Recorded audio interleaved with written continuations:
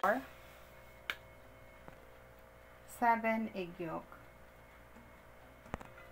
Mix.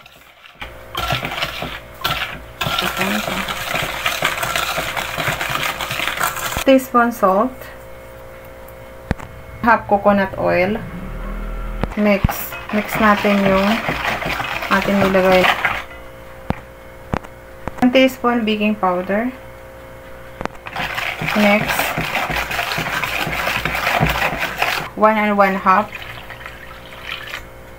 Then, mix lang natin ito.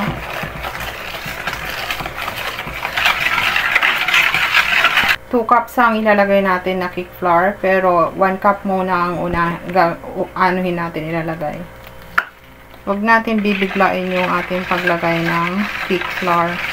Ngayon, i-add naman natin yung another 1 cup na cake flour. Na cake flour.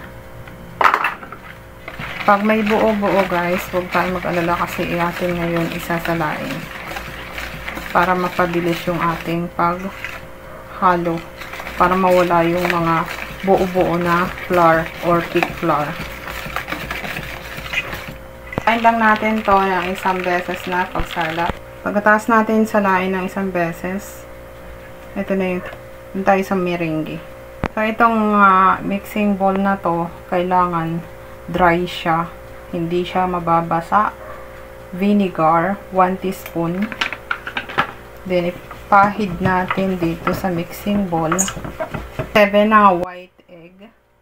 Ito ay yung pinag-anuhan ng kanina. Pinag-alisan natin ng egg yolk.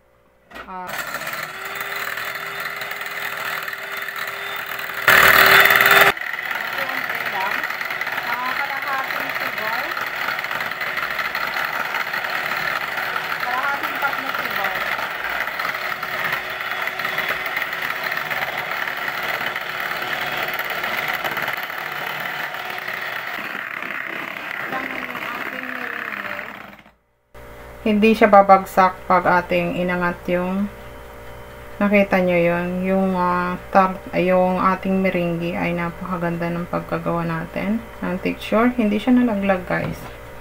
See? Kahit mo baliktarin yung ating meringue ay hindi siya nalalaglag. Tingnan mo oh, binaliktad ko na siya, hindi talaga siya nalaglag. Kaya add natin little by little. Okay. I-add natin na paunti-unti yung ating tartar or ating meringue.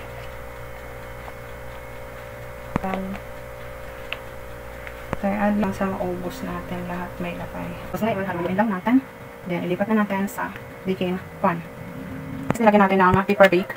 Lalagyan na natin yung ating texture ng ating cake. So, paikot-ikot lang natin ang tinidor. Okay. Preheated oven 5 minutes and 1 hour nating lulutuin and 150 ang kanyang init. This is a finished product of cake. Finished product guys, ring cake. Kain, nag-crave ako guys sa cake.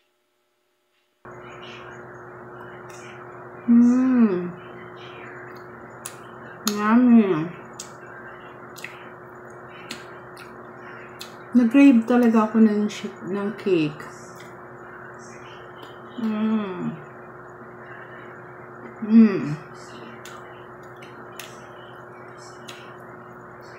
Sarap. Yummy.